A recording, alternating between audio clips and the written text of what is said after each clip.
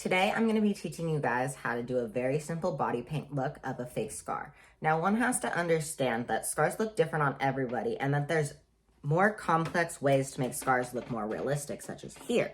Today, we'll be learning how to do something like this. One also has to understand that if the makeup is specifically for cosplay, that you can get away with less realistic things because of the media that most cosplays come from aren't for real people. All you'll need today is a few small brushes and a body paint or face paint palette that has at least white, red, brown, and black. I will also be using a beauty blender, but if you don't have one, your hands will suffice as well. So let's get started. So basically, all I'm going to be doing is playing around with the colors back and forth and back and forth and back and forth until we get what we want as our final look. So I'm going to start with the white and start sketching out our base for the makeup. And so you want to make sure that the ends are probably going to be thinner than the middle. And so getting something that's pointed on the ends will be much easier to start and work with. As so. Thicker in the middle, thinner on the sides. And now I'm going to basically go in and we're going to start lighter colors to darker colors and then layering white over that.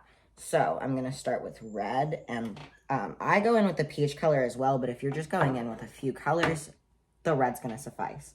And I'm basically just going to add little textural pieces in different directioned lines going in and blending that in. So we're starting to get like a pinkish color, and I'm gonna go back in then and redefine the middle with the white so that the border of it has that light red still in it. And then once I'm happy with playing with those sets of colors, we're gonna move on to a darker shade, and that's where I'm gonna go in with either a brown, or if you have a more complex palette, this like blood-ish red will also go well with it. So I will be using a separate brush. You can use one brush, you just have to make sure to be cleaning it every time. So I'm gonna go in with the brown. And now I wanna, instead of focusing anything on like the inside of the scar, I'm directly going with thinner lines on the outside of the scar, because this is gonna be the shadowing base to show that the scar give it the illusion of it being 3D. So I'm just gonna go in and I'm gonna make sure to think about the fact that we're still hoping to get that pointed ends on each side so that it's thicker in the middle.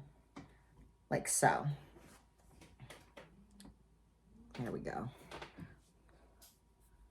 And then I'm just gonna blend that in. So what we're looking at looks about like that. And honestly, if you wanted to end it there, you could, but I'm gonna keep going just to play with it, get it to pop a little more. So now I'm gonna go back in with the white and make sure that I'm not going over any of the darker colors that I've already been through.